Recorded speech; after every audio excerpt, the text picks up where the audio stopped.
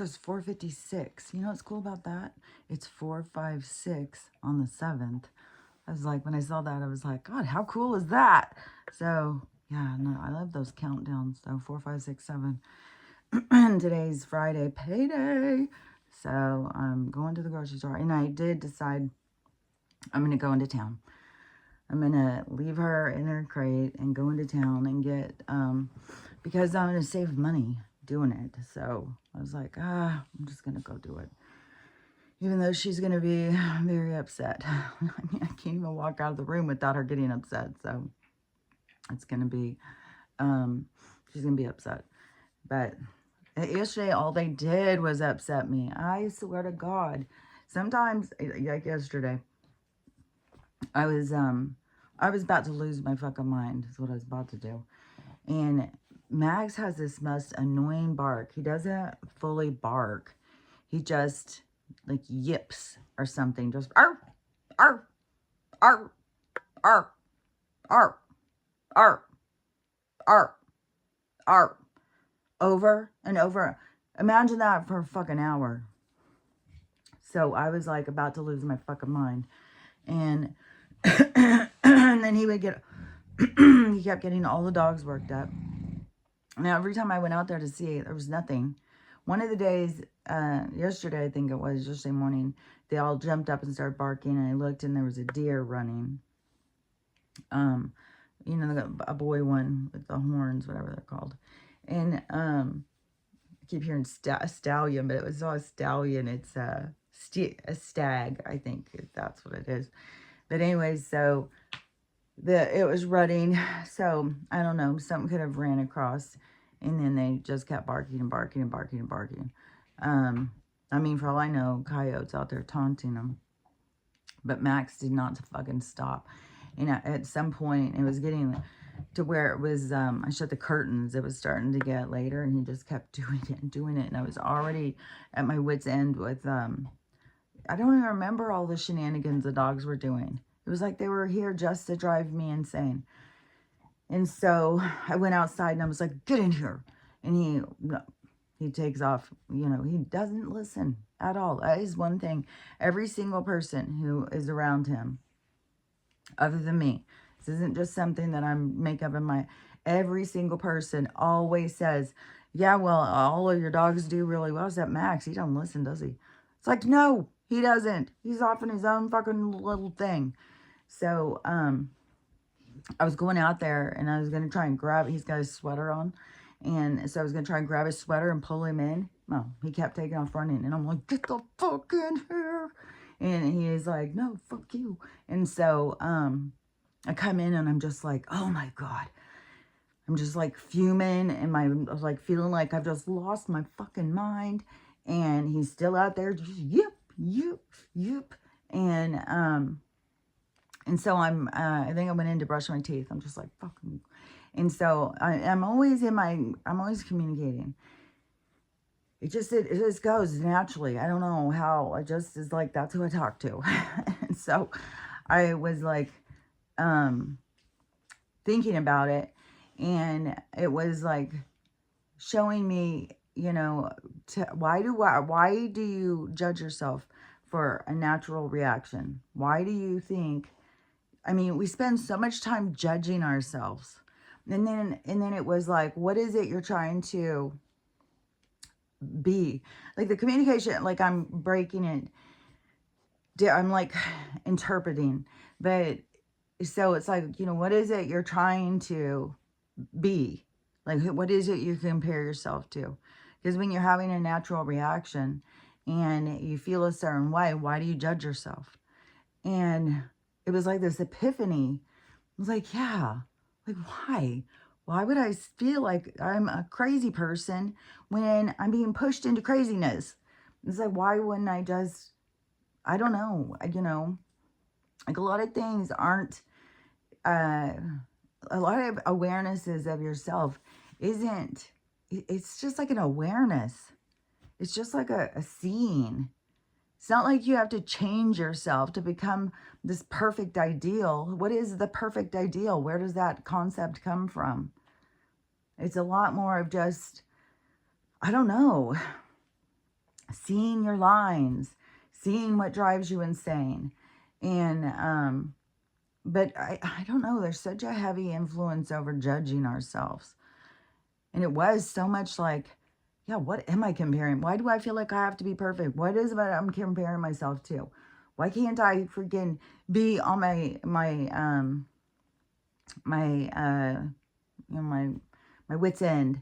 And then another thing too yesterday, because it was so intense with the dogs. It was just like, it was insane. It was so crazy. And they just kept pushing me and pushing me and pushing me. And I was like, oh my God, just let me sit here. And, and when I was sitting there and looking on TikTok, and, Amy had said that her partner was out shopping, and she said it was really crazy out, or she was out doing errands or something. She said it was really crazy.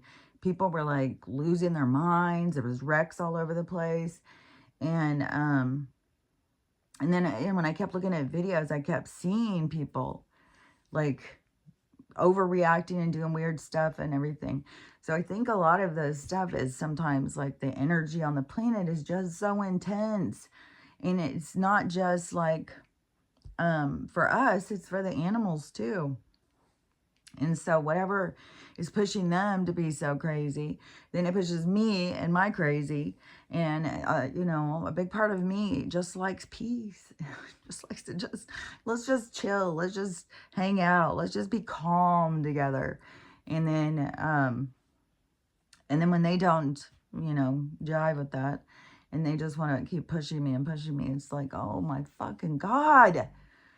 And, but anyways, it was very much because I was out there, you know, because I opened the door, I'm like, shut the fuck up. Like, I was like really losing it.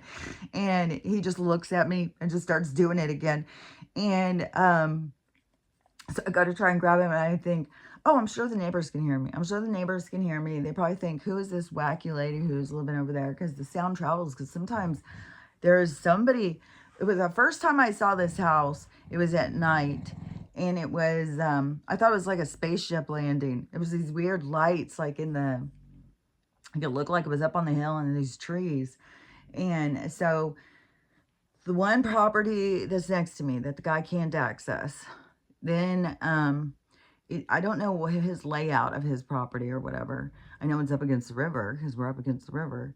And, so then like behind him, I guess, is like this hill or something. And that must be like, because there's a neighborhood up there. And so it's not a huge neighborhood. It still is like bigger houses. They're not right next to each other and stuff. And, but so it's like it's up here or something.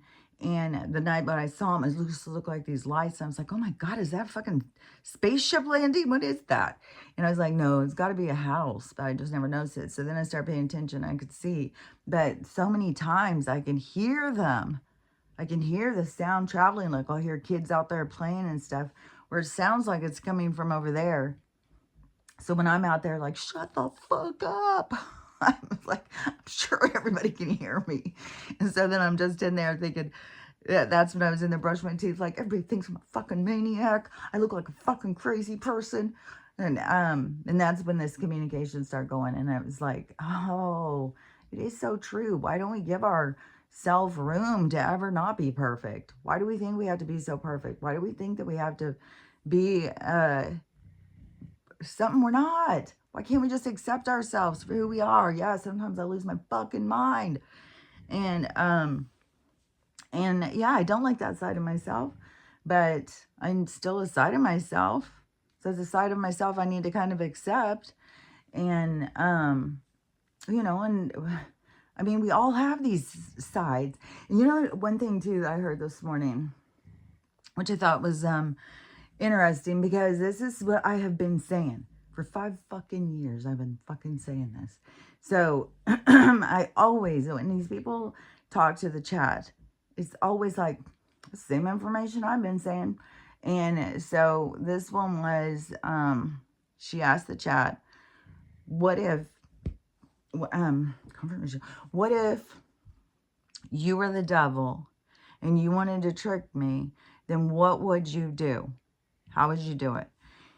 And so the chat said, basically, I want to just repeat it like how I was saying it.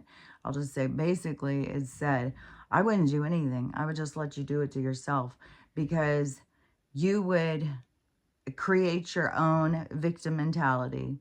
You create your own cage.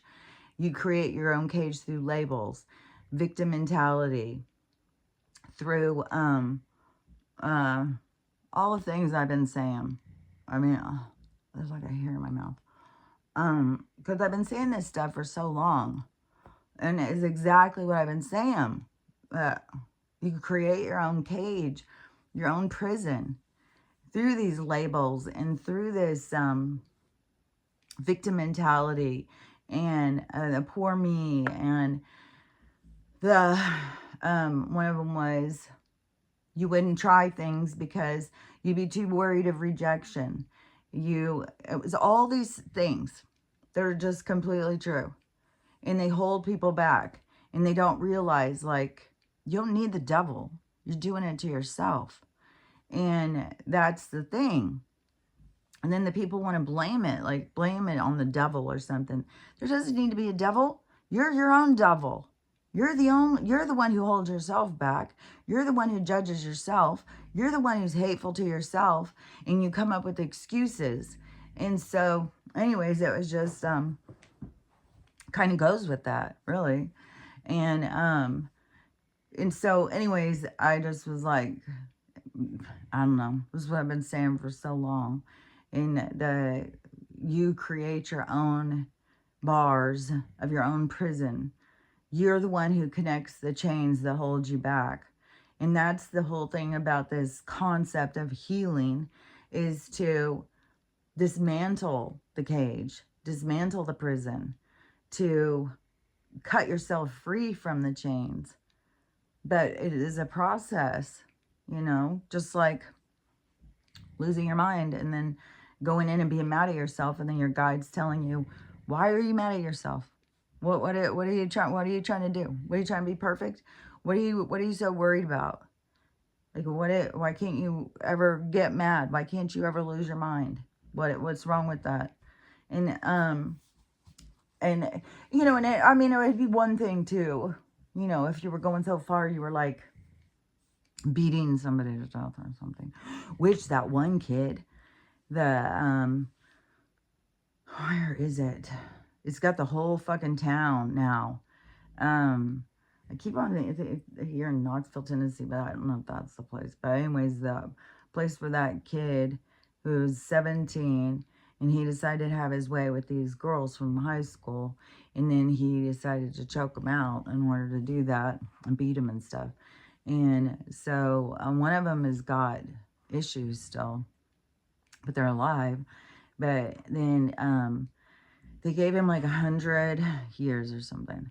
And then all of a sudden they went backwards and they said, wait a minute, he's only 17. We're just going to go ahead and let him off. And so they're letting him out. I don't remember what they're doing. Like, check in with us, clean up the streets, whatever, community service, whatever it is. And he's had like a year. The fucking town's pissed. They are pissed. They're picketing. And that's kind of like what we have to do. We have to start standing up for what's right. This judicial is corrupted. And it's not right. It's not fair. And then another thing too, this girl has been going around. So she started this like social experiment. And so she's a single girl. She didn't have kids or anything. And I know I've told people before, like these people who are crying and stuff online. And it's like, go around to find resources. Try going to a church or something. And I have known of a church before helping people.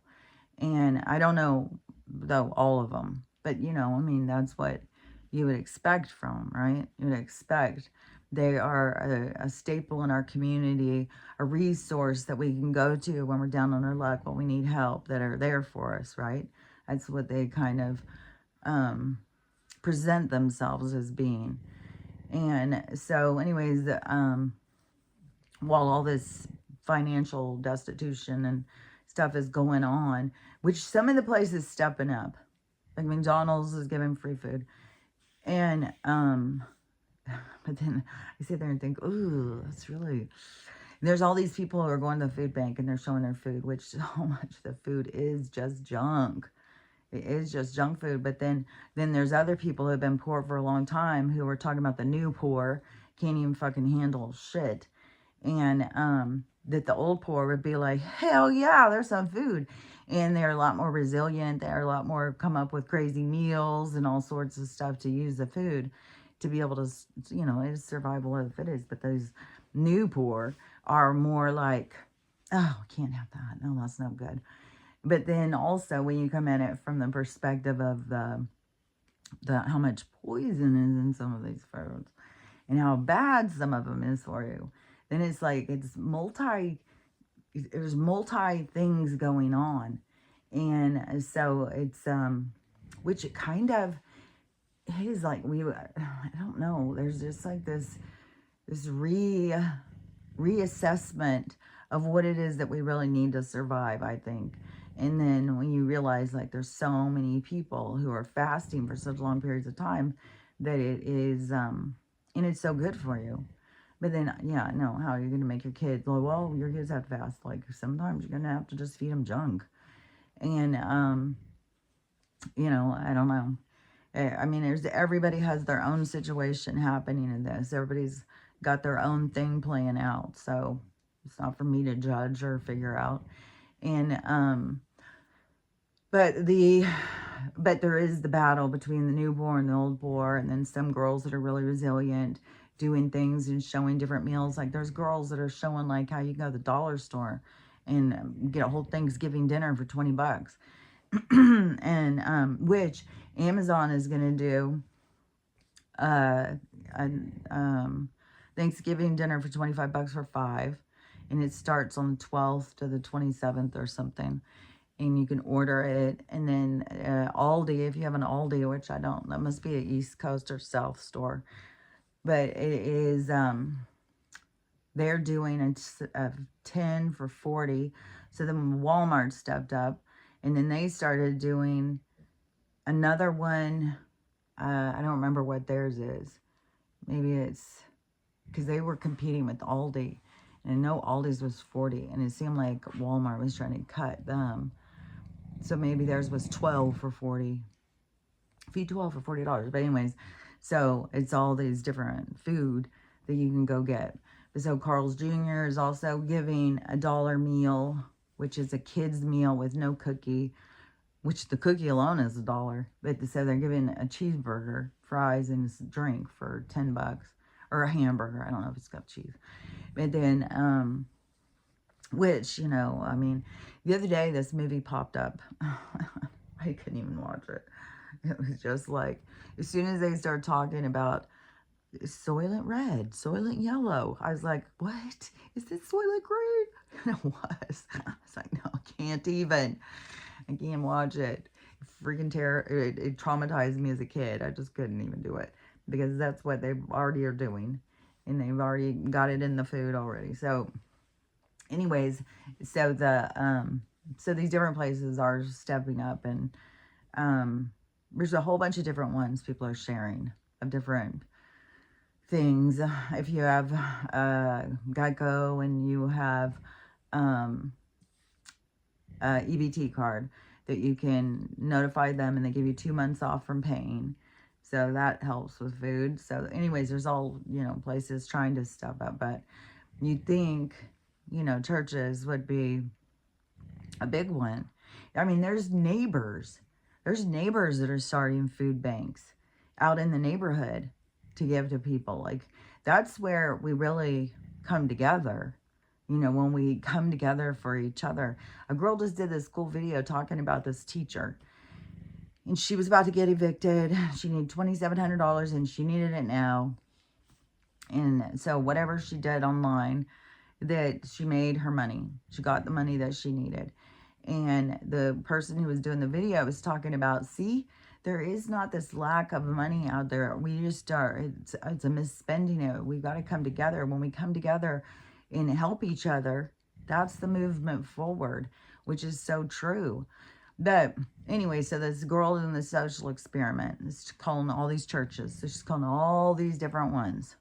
And her spiel is that she has a 2-month-old baby, and she ran out of formula yesterday, and the baby hasn't eaten since yesterday, and the baby keeps crying, and can the church provide any formula?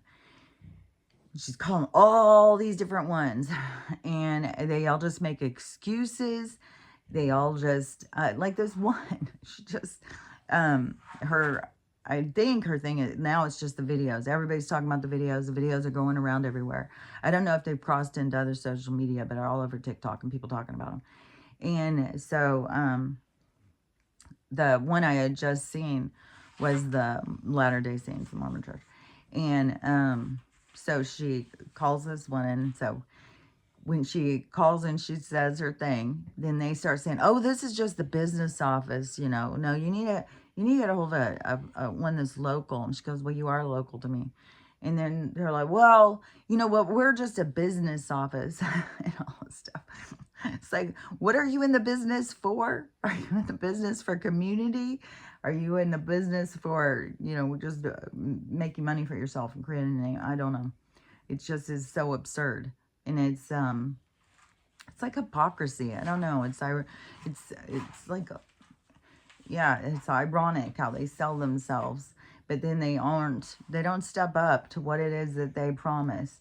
And so they revealed, like, it was very revealing, because all of these churches were like, no, I'm sorry, I don't know what to tell you, you know, and just trying to pass her off. And then she called one that was really surprising, because I think it was the Islamic one. And she called them, and they were like, yeah, what kind do you need? Yeah, we'll get it. What do you, you know, and start asking her, what do you need? What can we get you? And stuff like that. Just totally stepping up. And not even, you know, they're just totally right away. Yeah, hungry child, here we are. Let's help. And so then she told them, you know, this is a social experiment. I don't really need anything. But you guys are the only church that said yes. That is just, it's remarkable. It's remarkable. And people need to realize that, like, where you're going and tithing, where you're going and giving money, what are they doing? It's the same thing as them misspending our tax money. You know, what are they doing with this money? It's the same thing. What is the church doing with their money? They're not doing, you know, good work in the neighborhood. They're not trying to help out the needy. They're not opening their doors to the homeless. Like, even the, you know, the charities of the council, they're in it deep. They're down there fucking at the wall with buses, grabbing those kids as they fly over the fucking wall, grabbing them and taking them in the truck and go, well, let's go. We got a family for you. And it's so corrupt.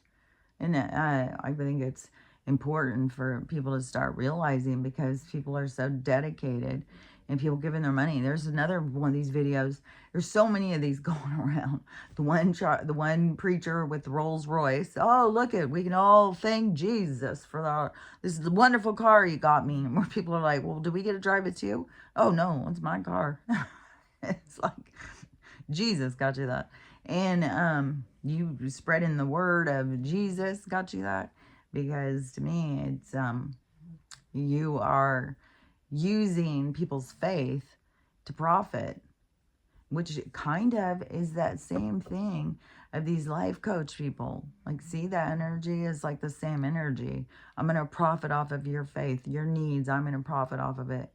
And your spiritual needs, I'm going to lead you, but you're going to pay me for it. So there's that one. Then there's these ones that keep getting caught on tape. The one guy who, the girl was like, I'm going to give you the $1,600. And then he was like, that's not enough. $1,600 isn't enough? Dude, are you fucking kidding me? Then this other one, he said, what was it? He had a big amount too. He told his congregation, he said, for every one of you, God just told me, God just handed this down to me, that for every one of you who gives me, I think it was like, I don't know, $10,000, $1,000, I don't remember what it was, some amount of money that most people can't just write a check for. And he said, for all of you that hand me that money right now, God himself just said within 48 hours or 72 hours, within, a week or something like that, he's going to make you a millionaire, a multi-millionaire. Dude, you're making promises that you can't keep. You're just pulling shit out and getting these people to get money. Then what are you going to say when they come to you and say, I'm not a millionaire yet? Well, you must have done the Holy Spirit wrong. There's conditions with those. So and what in the world do they need all this money? What do they do? What are these churches doing with all of this money? It's like, why are they out there begging all the time? They're begging their congregation. That's what they want in the community, is just to suck all the suckers in, and then take their money from them. They're not giving back. They're not going out. But the one that I had known about, this was a long time ago too. And it was somebody who was going to a Nazarene church, and they had hard times, whatever it was. They had some issues, and they had asked something of the church, and the church gave them some money and gave them a car. And I swear to God, there was another one too, another person who I had heard where they were having a hard time, and told their church or something, and their church gave them some money. So I know that some are out there. This girl just didn't happen to call any that were. They all were like, no, we can't do anything for you. On my nose. I swear I had a thing. Oh, here it is. So anyways, that's just more to me of all this stuff being exposed. Everything just keeps being exposed, which, and there's lots of videos I've seen of people catching that there's 2 moons.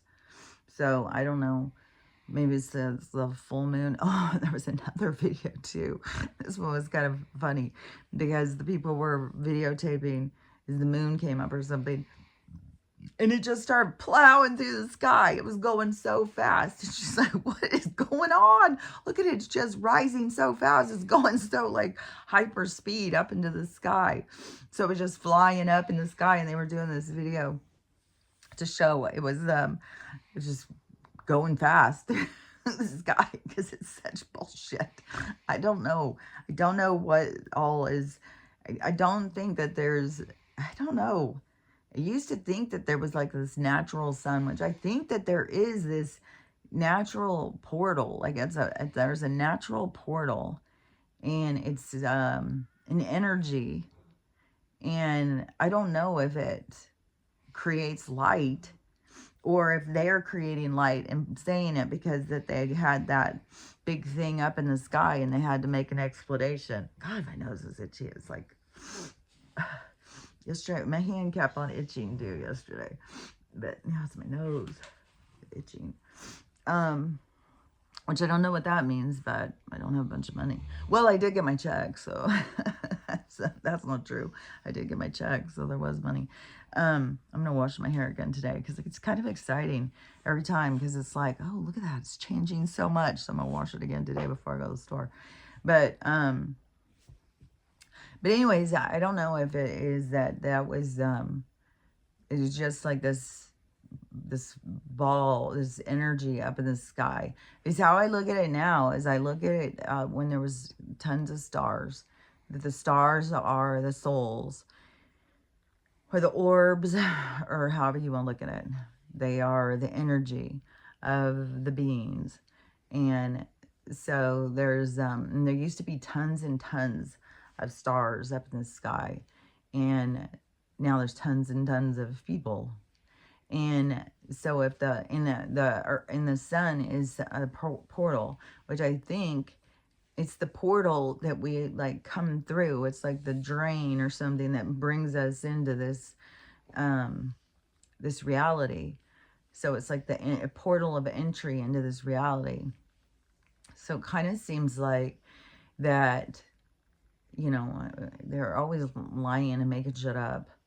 But it was like they had to make a cover story for why this thing was up in the sky.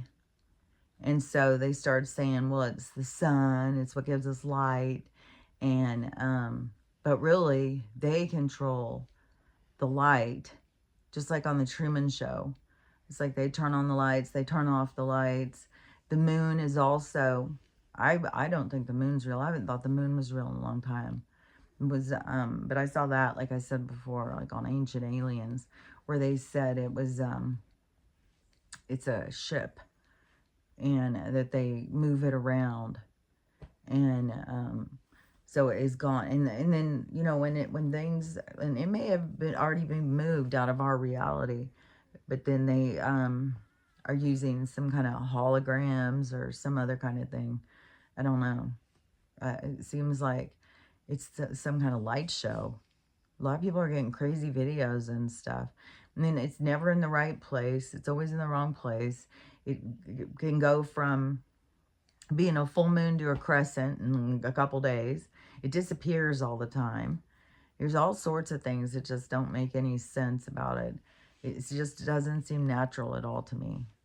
And then I think once the awakening started in the portal, started having more activity. So say the sun's a portal, started having more activity of more beings coming and going.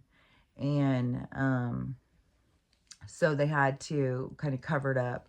So they either, like, if they spray the sky, or they try and make a false thing in front of it, like, because I had seen this, I've said this years ago, that there's more than one sky you can see. There's like there's like a sky they create, and then there's a sky behind it. And so if they started creating a barrier, like, because I think that the ice wall is a barrier. I think the firmament's a barrier, but and then I think that there's resets and stuff, but there's also these ones that they create.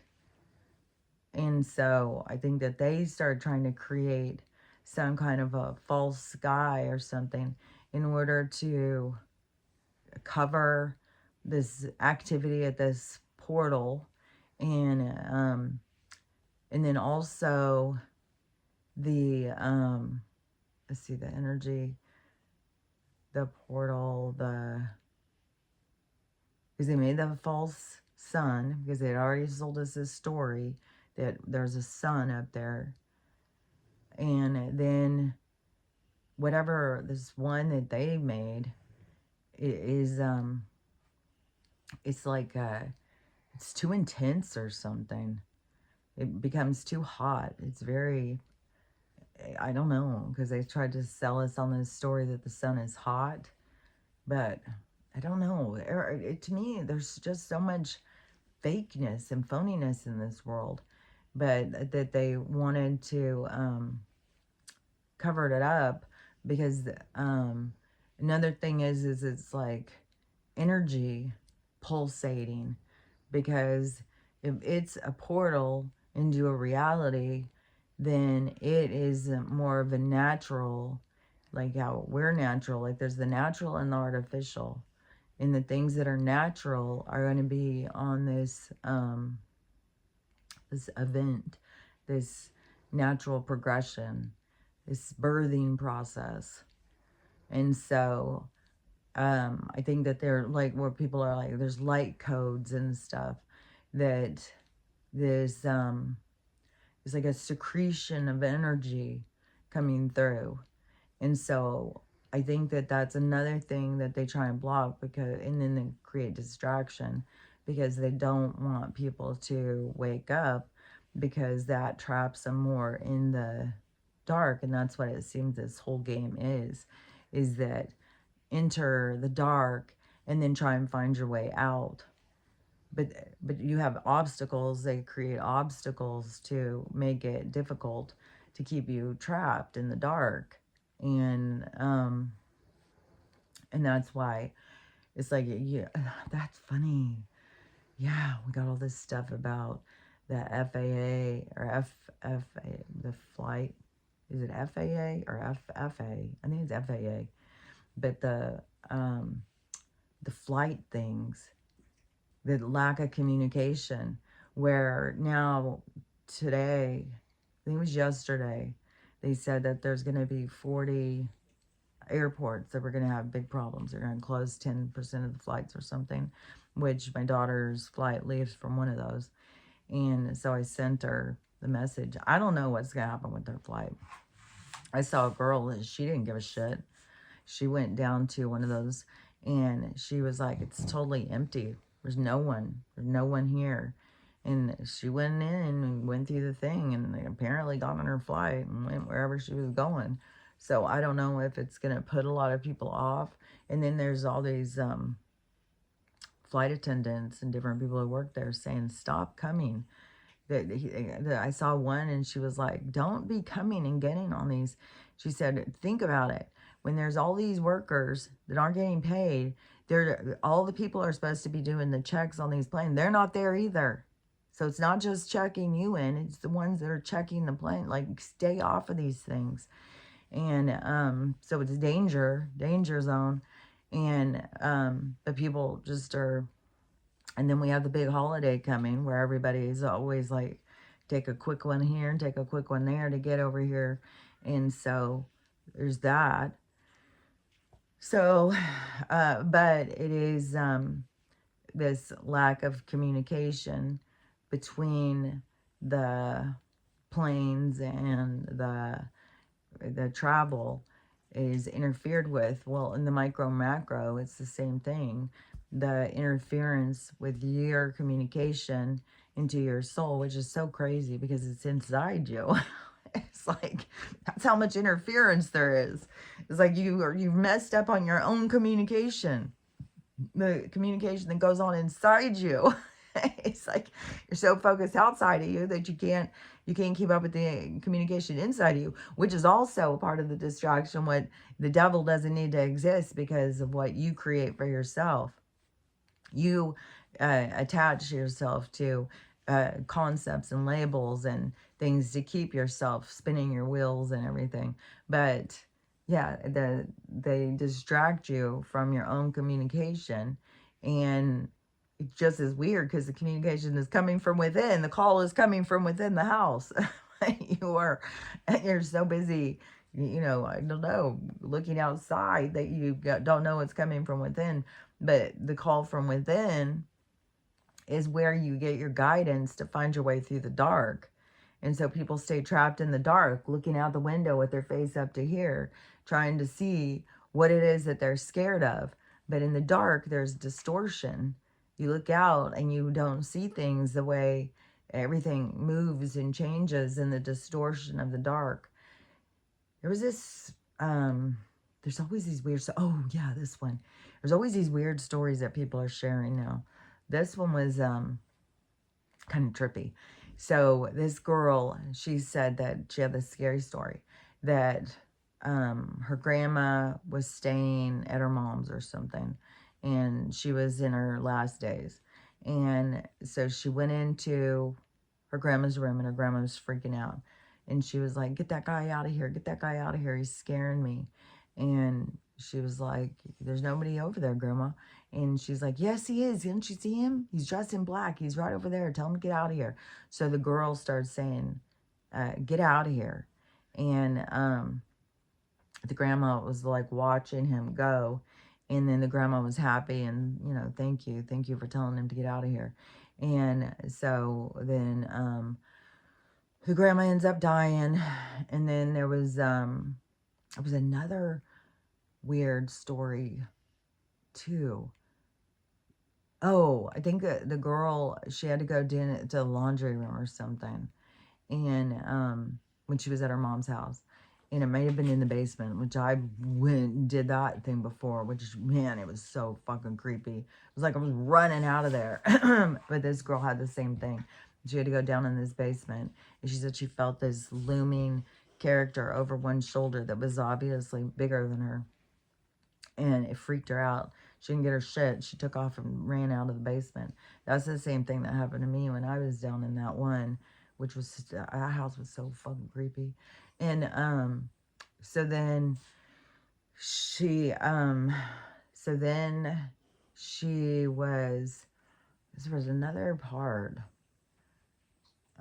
Something happened, and I think that she was at her own home, and I don't remember if it was like a dream or something, or she saw this big man, and so she told him to leave or whatever. And but whatever it is, she ends up, she calls her mom, and she tells her mom, and her mom starts saying, I'm sending you all of my rosaries, all of my saints. I'm sending them to you immediately. I'm taking them down and getting them all blessed and sending them to you. And the girl was like, okay, Mom, I think that's a little extreme. I don't think you need to go that far. And the mom said, you just don't understand. You don't remember. When you were a little kid, you used to tell me every night that you couldn't sleep.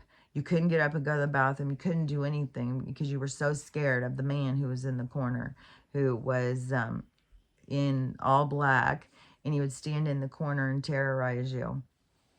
And so the girl was like, oh my gosh, she didn't remember.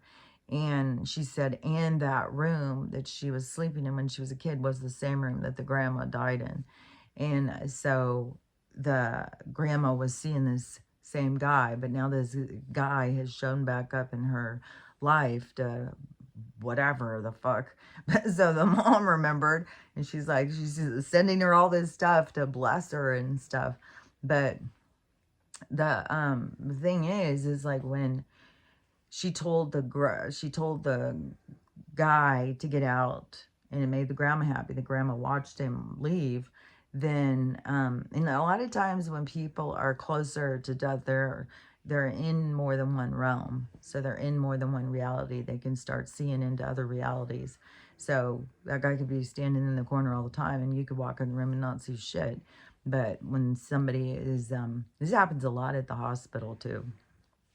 They start seeing people in their room and all sorts of things. Sometimes you have them like, get those kids out of my room. And so there's all sorts of things, you know, when the people start getting more into these other realms. Sometimes too, I think at the hospital, another thing is sometimes when they're on all the drugs, so that kind of relaxes your mind to be able to enter into other realms too. But so it worked before when she stood up to him and told him to get out. And so you do have to know your own power when you're messing with these other beings. And another thing too, because that one time I said that in my hall, which it seemed like that was like a portal, and there was a lot of things that made me have that feeling. And which a portal is like it's an entryway, because the frequency is it's like a space where it's not as tight. So other ones, it's like a medium, it's like the space between two stations, and that would be like a portal. Like you could enter that space and go in different directions. And so that's what it seemed like my cabin had a space like that. And that one time where it was, and then when the people would come in and bring in their attachments and stuff. And but anyways, so it was really, really busy this day in my hallway, and it was like a lot going on. And I remember so much this one guy in particular who kept looking over at me. And so I was just like so weirded out by the whole thing. I was like, okay, I'm going to go and get my sage. I'm going to sage this bitch today, which I've saged a lot of times around there. And, but when I started doing it that day, the way he looked over at me and started laughing, like that was going to do shit. And I was like, oh, yeah, it depends on what's what the being is, which to me, the way his reaction was, it made me feel like he was like one of those men in black. He was somebody who was like astral traveling or something. And he wasn't just like a spirit. He was purposefully going. And I don't know if, like, if you think about the portal being an access point, which to me, it kind of seemed like that it was like a train station, like Grand Central Station or something at times. So it seemed like a traffic point. And so if there was a lot of traffic there, but it didn't fill the rest of my house though. It was like always in the hall, and it wasn't going the same direction as my hall. It was going across my hall. So it was going like from my bedroom across, and it would have gone into my bathroom, but it was like going through past in between the bathroom and the other room. So it was like across from my bedroom. It was like this hall, which it could have been in the other bedroom too, but I didn't really pass through it all when it would be like that to go in there, because it was just like, oh, I don't know, like going through a bunch of energies. And so, but there was, though, times where I would be like that. One time when I was standing and I was looking at the TV, and I turn and I look, and there's this fucking little old lady standing next to me. And so there was times where there would be different, I saw a lot of different things in that place all the time. But it would depend on what your vibration is how you can move, and which vibration you can match, and where you can be. That's the thing. Your vibration is your passport to wherever it is you want to go. You can't get to places that don't match your vibration, and you can go into ones that do. And the so whatever that space was, it seemed like there was a lot that were like stuck in that space. They had to keep going through that space to go wherever it was they were going. They couldn't just go out and bounce around. It is like portals of entry are just like the space in between two stations. And so it's like you turn it a little, start hitting that station. You turn it a little, start hitting that station. It's a very small space. And so that's the same thing, like with portals of entry through vibration. And so if they are matching that vibration to go through that space, that doesn't mean that they can match it through the rest of the place. So it's kind of can be binding. But one thing that I noticed is you can pull in your energy. This to me, it made it way more of so it's kind of like pulling in, like taking in a big breath and pulling all your energy. So you have a big energy that you are, like your aura is your energy that goes outside of your avatar. But that is what's real. This avatar, that it's like the avatar is like the hologram. So of course your energy is not going to fit inside of it. Your energy is what you are. So you're this big giant orb of energy, and then you put this picture over the top of it, and then people get all caught up in that picture is me. Look at me, look at me. And but really you are the energy, the behind the hologram. And so I see these things too with this, if you have to keep clearing your throat.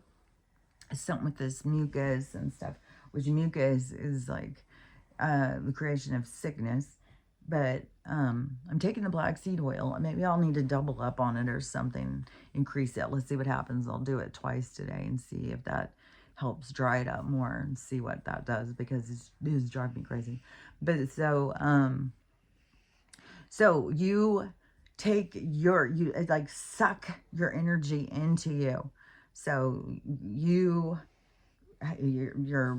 aura, your energy of source of self, then you suck it in purposefully, pull it in to yourself, and then blast it.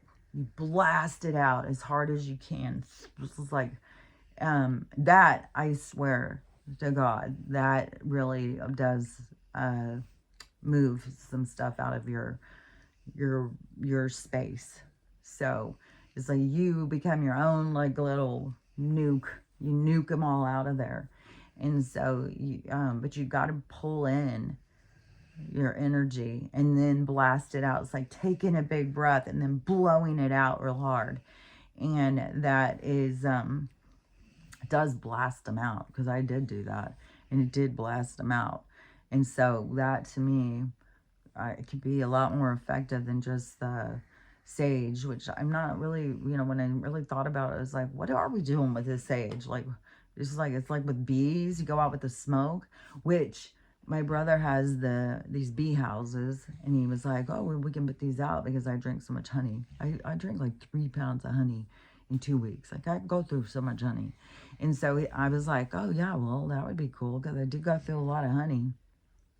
A lot of honey and a lot of kombucha. And so he got his boxes out, and he went and he put them at this point in the driveway. And which he said is the end of the driveway. But the end of the driveway to me is like the end down by the street. This is like this other part. And so they're like outside across the yard, kind of, more to me. And so there was the windstorm again that happened the other day. We get such windstorms here. Fuck, man. So this wind blew in like crazy, and it toppled them over. And I didn't realize that. And so yesterday I was outside and I saw they were toppled. And so I was going to go over and stand them back up. Well, it already has bees. I was like, fuck that. I'm not going to go over and mess with those. Like, get a swarm of them coming out on me. And so I messaged him. I told him, he's like, well, I've got the hood and stuff. It's like, I need gloves. I need the whole thing. It's like, and he goes, I doubt they'd mess with it. Well, I'm not going with, like, I doubt it. Like, I don't know. Like, I have a horrible thing with bees. I got stung so much as a kid. And even as an adult, I got stung a lot of times. It's like, I don't want to mess with bees. Even though, yeah, I want their honey. But yeah, I need the whole suit. Like, I gotta read up on it and stuff. How do you get the honey out of the bee thing? But I'm not gonna go out there and start scooting their house around and stuff. And then have them be mad at me like I knocked it over. I said, I'll just wait for you. He's gonna be here in a few days. I said, I'll just wait for you. Like, maybe I'll go out in the early morning, because when it's cold, the bugs that fly are more dormant. They're not as active. So maybe, I might go out in the morning when it's real cold. If they're not out swarming around it, then I'll try and stick them back up there. But, like, I think we can wait. And another thing, though, I've seen with the bee people online is something with smoke.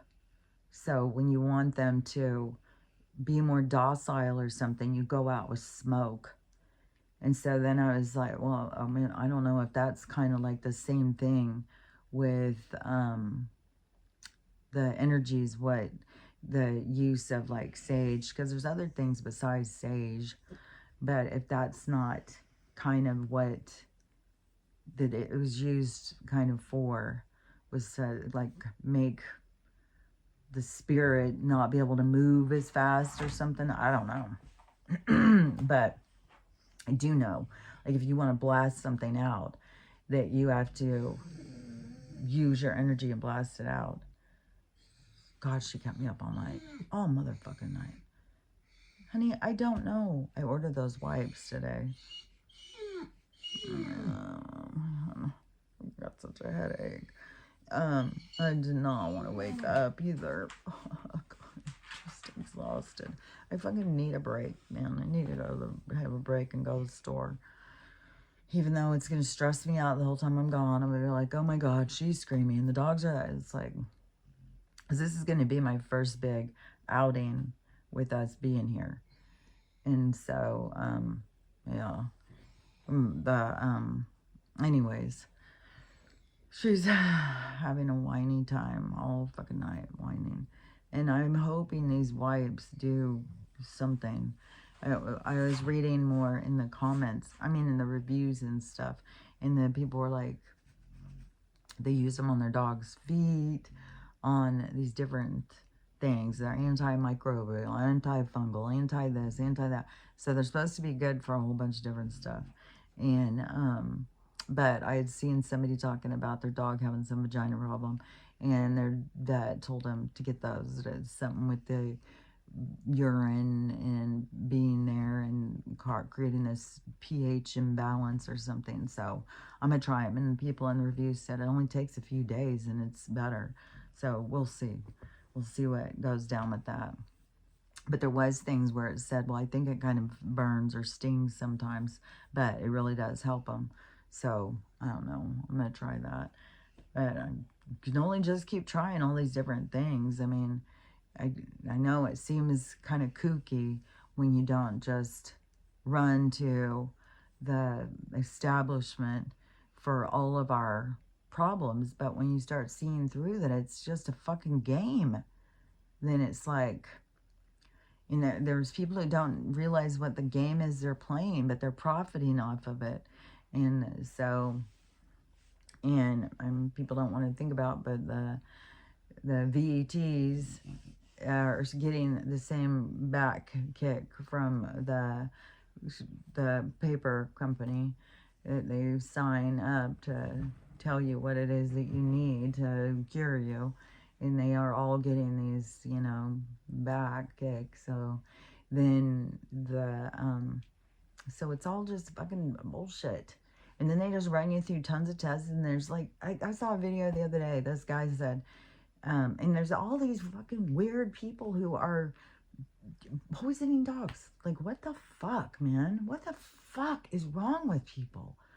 Like, god damn, I swear to God, the amount of animal cruelty out there is so mind-boggling. So so he goes to the emergency vet, and it goes in, and they need to pump this dog's stomach, and the guy is like, they wouldn't do shit. Even when he said, I'll give you $1,000 cash, just get started, do something. They're like, no, you got to pay the whole thing up ahead. And you got to get this credit. You have to get this credit thing. So he said, I couldn't even listen to the whole thing. I was just pissing me the fuck off. But it was like an hour in. They hadn't even fucking, his dog's sitting there struggling. I don't even know that his dog survived. It was like, this is bullshit, man. It's all they fucking care about is money. They don't care about fucking lives. It's not what they're fucking making money off of. And so it's just bullshit, man. And then you go and all they want to do is run you through a whole bunch of tests where they're going to make money. And then they want to get you on some kind of fucking papers. And so it's just like, it's fucking scam. So, and then plus it's an ordeal to even take her. And she hates it. Her first fucking ordeal when she was little. And this is when she got diagnosed with arthritis and the hip dysplasia. So she was like a year and a half. And she was outside.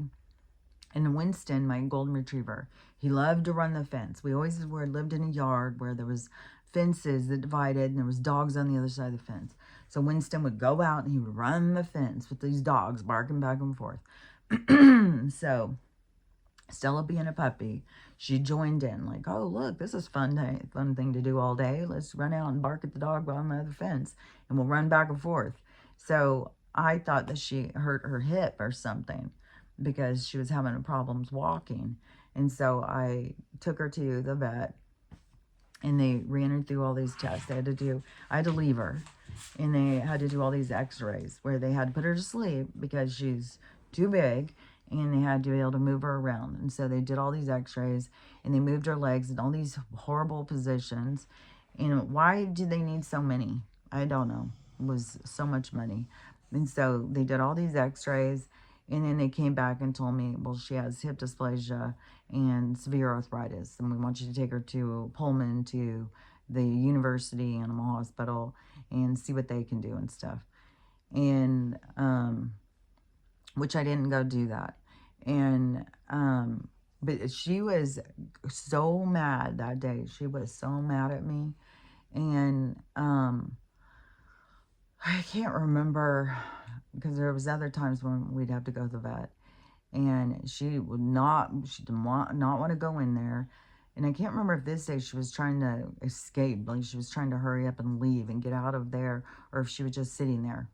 I can't remember, but she's done both these things. Like, so whatever it was, I finally get her in the car. I don't remember if she was trying to take off and hurry and get in the car, and I had to run after her and get her in the car, or whatever it was. But she made it clear that she was not happy about this vet situation. Then she was in so much pain that I could not get her out of the car. She could not get out of the car. She just kept staying in the car. No, it hurt too much. She couldn't move. And so all of that, whatever they had done, had only made it worse. And it was worse for like, it was 4 or 5 days or a week or something that she had so many problems before the inflammation went down. And so then every time after that I'd ever take her to the vet, she would be just so pissed. So pissed. And she never forgot. She never forgot whatever it was that they were doing in there. And she's had to go to the vet a lot of times because of her issues. And so anyways, now I'm just like, no, I'm not doing that. And even when she had her situation happen, like her stroke, which, I was thinking about, this crosses my mind sometimes, is I feel kind of like worried that I created it, that I caused it. And it was it was when I started seeing all this stuff about um herbs and foraging and what this herb does and the ones that grow in your yard and they grow what, all that kind of stuff. So supposedly things that you need, your yard picks up on it and it grows up what it is you need. And so I had a whole bunch of this stuff. I think it was called something lettuce or something. I had a whole bunch of it growing in my yard. And so I was looking it up and it was explaining what it was and how to use it. I watched all these videos, how to make it, and you use it for pain, which she was always having all this pain. So it made sense to me. And it has this white creamy stuff and you have to cook it. And then when you cook it, it turns like this black tarry stuff. And then you take a couple drops and stuff. So anyways, I started using it for her. And but I would mix it in also with her RSO and her CBD and stuff. But I was like, well, maybe, I mean, if nature's giving it to us, then it must be good. But then it was shortly after that is when she had this situation happen that was like a stroke or something happened. And so it could have not had anything to do with that, but it still freaked me out. It still made me insecure about what I was doing and if I didn't know what I was doing and if I caused the problem and stuff. But when she did have that situation happen, then I did get her to the vet and they took her in and they didn't run all of the different tests. He said that he just kind of went through her stuff and then kind of narrowed it down. And he said he thought she had an inner ear infection, which was like an inner ear infection. And he said that would make them where they can't get up and walk and they're all like, but the thing is that she had this droop on one side of her face. And so other people, like my daughter and my neighbor, were like, it looks like she had a stroke and stuff, which to me, you can still look at it and still see that one side is kind of drooping more than the other. And then they also said, well, it could be she has a brain Tumor, which I always kind of think because this one ear bothers her a lot. And then she's got this growth down there that I'm still, like right now I'm putting the horse paste on and then I'm going to switch back over probably to the aloe vera. And it's weird how it started like coming where it wasn't attached, but it's still, and it did shrink some from where it was because it was getting bigger and bigger. So it did shrink and recess some, but it still is there. It's still big and hanging there. And so it hasn't gone away or anything. Then she has these other ones that keep growing down her spine and she has these ones on her feet. And then so she has a lot of these growths and stuff, which I know English Mastiffs can be prone to these growths. But anyways, where he said that it was just his inner ear infection. It should be gone in like a week or two or something. But it could be this or it could be that. And so I went home, and that's when I started calling around to all of the only available med beds at the time were the ones that Shirka or whatever his show was talking about, the EES, so the energy enhancement systems, which they're spread everywhere now. I know there's a whole bunch of different kinds of med beds and stuff for the frequency and stuff, but you have to pay for those. This isn't the military ones that supposedly we're going to have access to, but but so these ones, it's like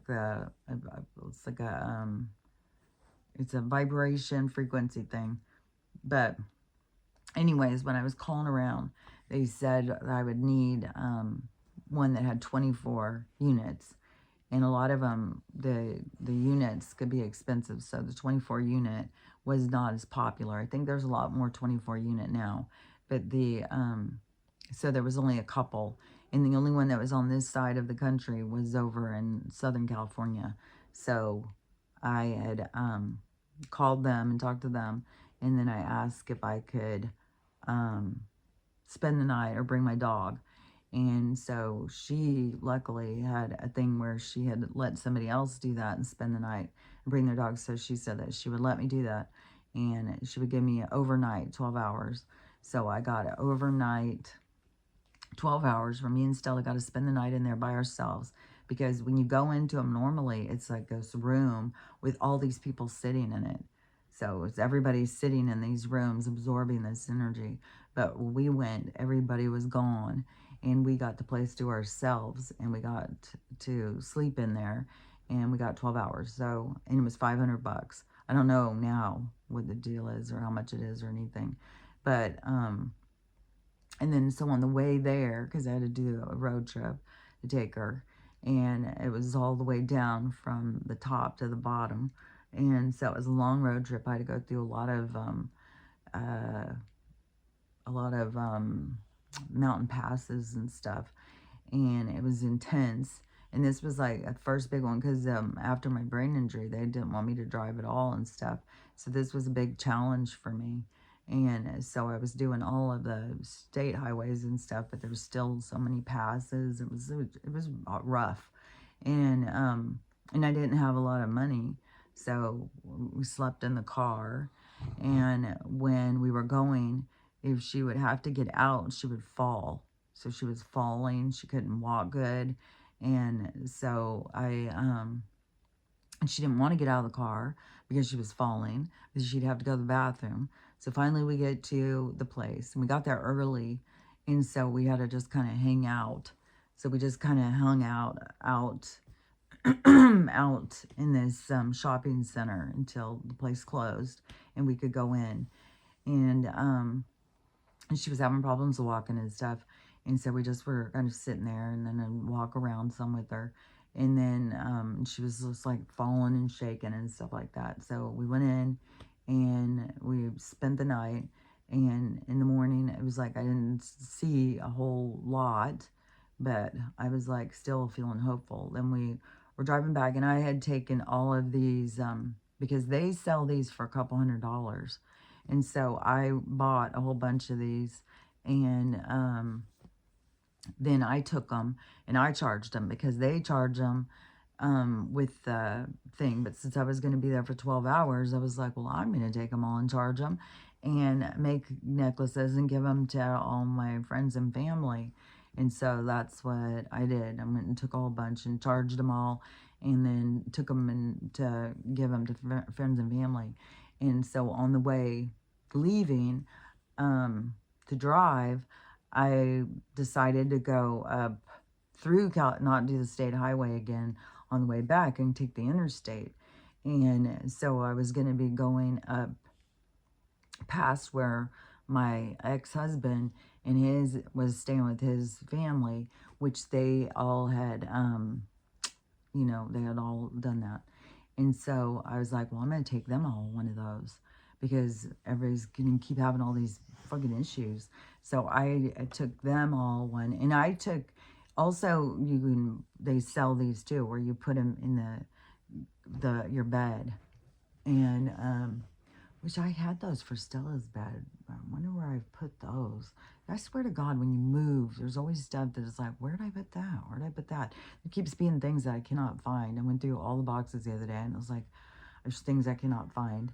But, anyways, so, I gave them some of those too, and I told them to keep them. But people don't understand this quantum energy and all that stuff, so I don't even know if they kept using them.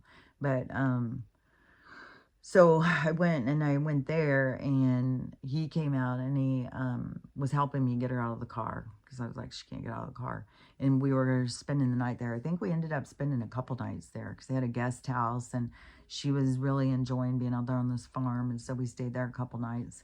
And and then he was like, just keep walking her around, make her walk, because he has a dog, and she's still alive. And she had gone to the groomers or something, and they did something to paralyze her. And, but anyways, he said just the walking, she can't walk real great and stuff, but she's still alive too. But she's really old and having issues.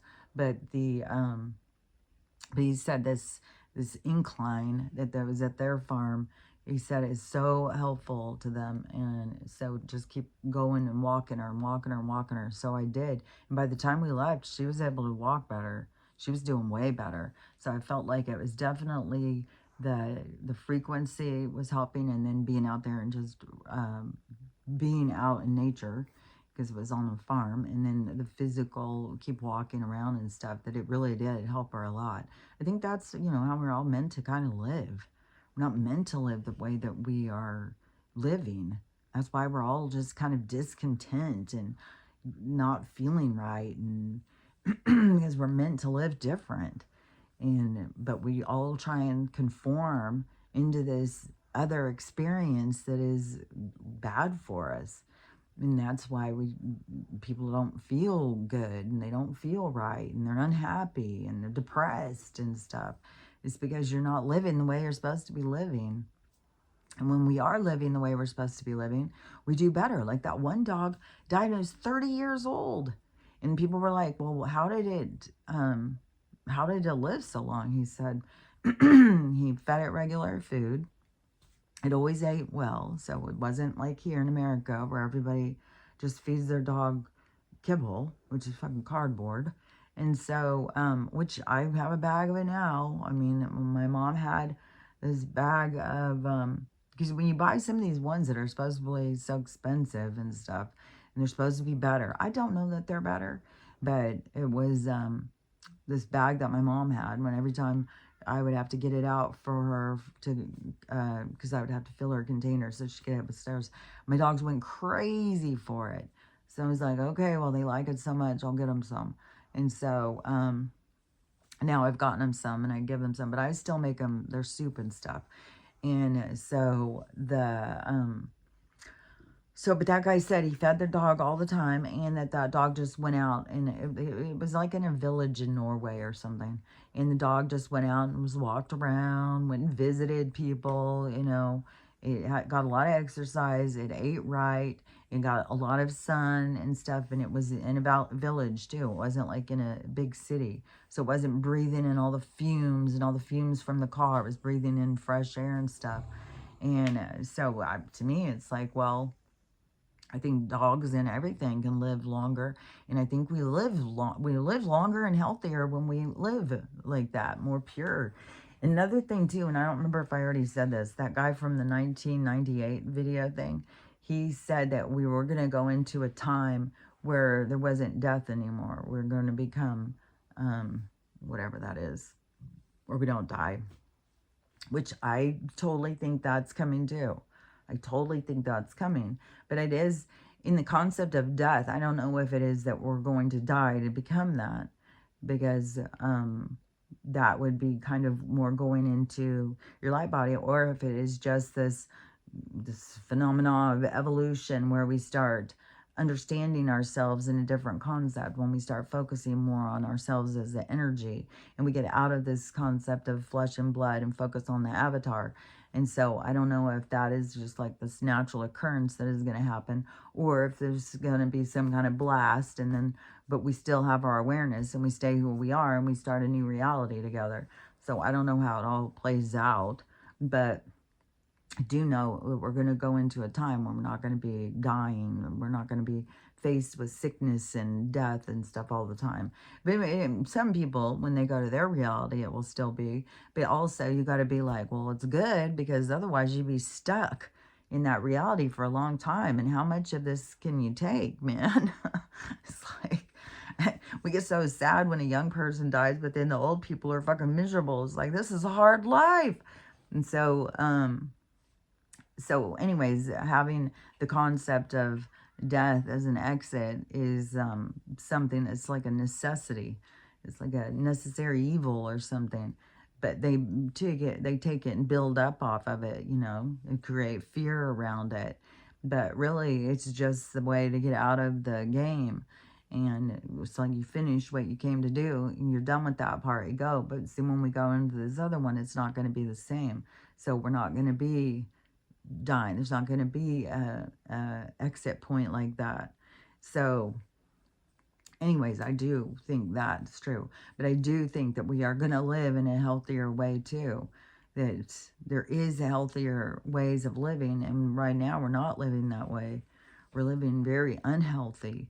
And even when they're sitting there saying like, here, you guys are poor, you don't have any money to get food, so we're going to give you some, and knowing like that food kills you. It's death food. So it's like, I don't know. Is it all just a scheme to get rid of the poor? Which I saw this girl. Okay, so I saw this yesterday. And this girl said that she had a dream. And she has these prophetic dreams, or she believes her dreams or whatever. Well, I can't remember her whole spiel. But so, anyways, but she wanted to share this dream. Even though she was feeling like people are going to make fun of her and she didn't know she should and stuff. But she finally got over and decided to share it. And so her dream, or her vision, was that, or her information, so it was a communication vision that they had showed her. It wasn't just a dream, it was in her communication. And so she said that they showed her, so you have the elites, and so the ones in charge, the ones with all the money hoarders, and so that they're all fearful of us awakening or whatever. So they're all going to scatter, and they're going to head into these bunkers. And when they get into the bunkers, they're going to flip a switch that is they're going to try and blow the place up. And so when they try and blow it, that all of these other beings come to stop it. Because like I've said before, you can't do any nuke, because that it affects the other realities and realms, so they stop it. You can't do it, because it did happen before, and it did cause problems, just like what they show in that movie. I can't remember what it's called, but they show that in this movie. But how that war from somewhere else blasted into this reality. And so anyways, but that's what happens. So they stop it. And so this girl said that they go down there and they flip the switch, and they got all these screens so that they can watch it. And that the beings come in now and they stop it. And then we have first contact, and then they start helping us, and they start helping us clean up all the mess. But that the ones that are inside these bunkers and stuff, that they are used to telling everybody what to do and having people do what they say. And so then when it's just them left and they don't have the peons to boss around, all they have is each other. So they all kind of like start turning on each other, and it becomes like hell or something. Which I was like, see, that is like these creations of these other realities, though. It is. And something kind of like that will play out. I don't know if it's going to play out exactly like that. I don't know that they're all going to run down to their bunker and try and flip a switch. But definitely what you put out is going to come back to you. So if they feel like that they need to be bossing everybody around and stuff and be in control of everybody, then they are going to feel what it is to be controlled. So they're going to get what's coming to them. Everybody's going to get what's coming to them. Everybody's going to get what they're putting out. It's just going to happen naturally. And a lot of people just don't see it coming. But it's when they don't see it coming, it's because they're not meant to. Because it's, it's like the evolution of the different beings to be able to see the different things. But that is also how you evolve away from there. And so when they aren't doing that, see, they're not evolving. They're not growing in that way. So they need to go back in and learn wherever it is they're stuck.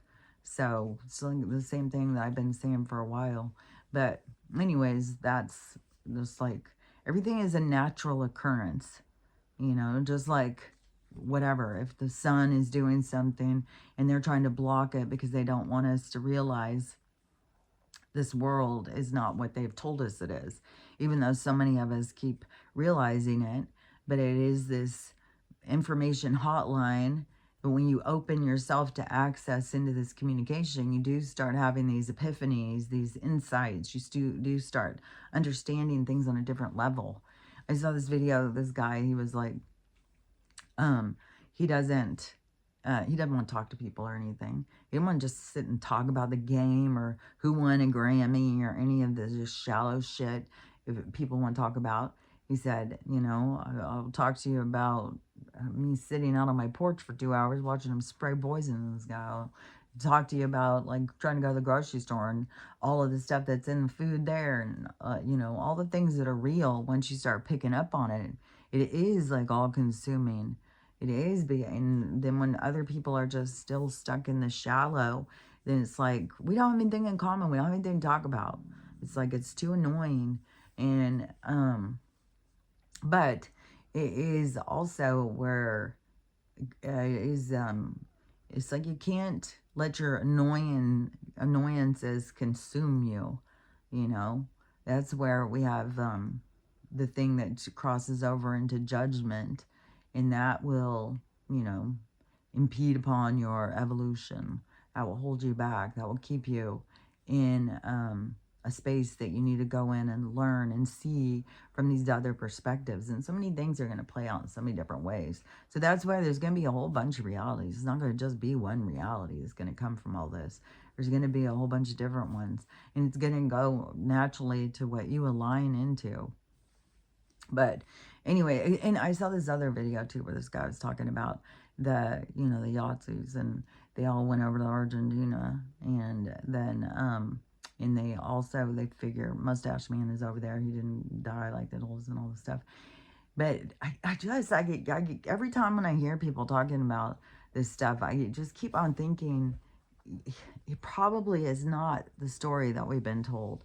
And for all we know, that those people were really going against the Childs of Roth and the Fellers That Rock and the fucking 13 original families and stuff like that, the Vamps and stuff, because we know that they were fighting against the Z's, which is always weird because it sounds like the disease, but the Zionists, so that they were fighting against that, even though they called them the Blues with the J. Then they were fighting against those people because they were hoarding everything, they were taking everything and stuff. So, and then they did have all the art, all the money. They were doing that. So I don't know. I don't know. There's so many lies in our world, so many lies about the stories and stuff. And it could be, that they really turned Mustache just like they did with Charles Manson, just how they flipped the storylines on all these things. So I don't know. I just don't know. It's just different realities, different times, different things playing out. But one thing that I do know is that everything that we have been told has been all lies and stuff. We can't just get caught up in all of these stories and stuff, because it's just, there's too much stuff that's made up. There's too many lies. There's too much bullshit. Like our fucking buildings and stuff. Like they erected them. No, they didn't. When there's a whole thing too about founded in 1901, founded in, it's because they just came across these buildings. And then when you sit there and you see these buildings that are so elaborate, they weren't fucking just people on horseback who didn't know how to fucking hunt and stuff, like didn't have, like, there's nothing that lines up. It's like everything is just fucking scattered. It's just this reality, this reality, this reality, this reality. It's just realities. It's just realities all over the place. They don't fucking go together. And so, I don't know. I just think we can't just get all caught up in, like, who fucking even knows when this reality even started? Who knows if they're not just trying to combine other realities and try and pull us into them to keep us confused. Like, this, fuck if I know. I mean, there's way too much stuff of just them creating worlds and telling them that they're one place when they're in a different place. Telling them they're in one time when they're in a different time. And so, I don't know. It's all just too much bullshit. I think the main focus needs to be on ourselves, of trying to understand ourselves, trying to work on our communication. Like when the call is coming from within, like figure out how to answer the call. Stop looking outside of yourself. Stop looking so close to the glass where you can't see anything else. And that is so much about fear and control. You got to step back. You got to take a chance. You got to relax. You got to be vulnerable at times, you know. It's just, that's the things you got to focus on. I saw this one, I think it was Carl Jung, this thing, him talking about the empath, which I don't know. Some of these people, even like AI is making shit, so I don't even know if he really said those. But he said that this thing was saying, so the empath, there's like these empaths that have the strongest inclination of being an empath. They care more about how other people feel and stuff. And then once you hurt them, then you change something that you don't understand. So he's going through all of this explanation. But how I was seeing it is that you can't just focus on being the empath. That is not having boundaries. You can't just worry about what everybody else thinks. Like, I lived that way for a long time. Always prioritizing other people. And they're fucking kicking you as you're fucking trying to prioritize them. And so, it is, and then once you have, once the empath has woke up to what it is they're doing, or whatever it is that, once they see, that's when they create boundaries for themselves. So no, you can no longer take advantage of them, because now they've created boundaries. But you wouldn't just take that, like, to take the concept of an empath is to, like, romanticize this giving when you need to have boundaries. And that is not something that you just need to just be the empath, where you're just giving and giving and giving until you just get fucked over so much and then you no longer give. It's like, no, when you are giving, you have to realize, like, your boundaries. You have to work on your boundaries. And so to just give yourself the idea of, like, well, I'm such a giver, and then so I'm better than you because I'm a giver. You're the narcissist, I'm the giver. And I've talked about this before. Being the giver is just as toxic. I mean, you have to be balanced. So you have to be able to recognize when you're being taken advantage of. And then the aftermath is to create your boundaries so that people can't take advantage of you. So it isn't just the main goal is just to be the empath and just give and give and give. No, that's to sit there and tap yourself on the back of the shoulder. Oh, you're the greatest. You're the greatest. You know, that's very ego driven. So it's like, no, the most important thing is to see where you need balance, to see where you are off balance. And when you take the steps to pull yourself into balance, yeah, you're going to change. You're not going to be the same person. And yeah, that's going to upset people, because people, sometimes they want to keep you locked into the vision that they see. And so, yeah, it's going to affect people when you step out from what it is that your typical patterns. So But that's what you want to do. That's what you want to figure out here. You want to figure out your patterns. You want to figure out what's holding you back. You want to, and don't romanticize these things, you know, especially when they're just throwing around narcissists. Narcissists, no, well, I don't want to be a narcissist. I better be an empath. I better be a giver. I don't want to be a taker. It's like, no, you need to be able to receive, and you need to be able to know when you're giving too much, when you're being taken advantage of, when you need to be able to step in and protect yourself. So there's a lot of, everything is about putting yourself together to become balanced, not just the way over here and way over there. No, you got to pull yourself in and find your balance so that you can be, it's the healthier way to be. It's the healthier way to live. But it does take a lot of learning how to love yourself, learning how to love everybody else, and learning how to have the day you want to have. That all goes together. And that's where we need to be focusing a lot of our energy. That's what all this stuff happening in the world is, to give us an opportunity to focus on ourselves, to find ourselves, and to bring ourselves to a whole. So that's what I say, you know, in all the chaos and everything going on, the focus still needs to be you. And you need to work on yourself and becoming who you want to be. And yeah, there's crazy shit going on every day. There's crazy shit. The energy's crazy intense. But the goal is you. So the goal is figuring yourself out and pulling yourself free as much as you can from the dark, because not everybody's going to pull all the way through. And so, but wherever you pull yourself to is where you're meant to, where your success story, no matter where you get to, because you have come in to do what you've come in to do. And the only place where you can decide on if you are a success story or not is in your life review. That's when you will find yourself in judgment in yourself. And so, and it's always the best thing is to not spend time in judging yourself, because you got to love yourself. So, you know, learn how to love yourself, learn how to love everybody, and learn how to have the day you want to have. And we'll see what this day brings us. We'll see what the obstacles are, the challenges, or the good things. We'll see. We'll see how it all rolls out. So anyways, but we'll talk about it tomorrow. So I'll talk to you later. Bye.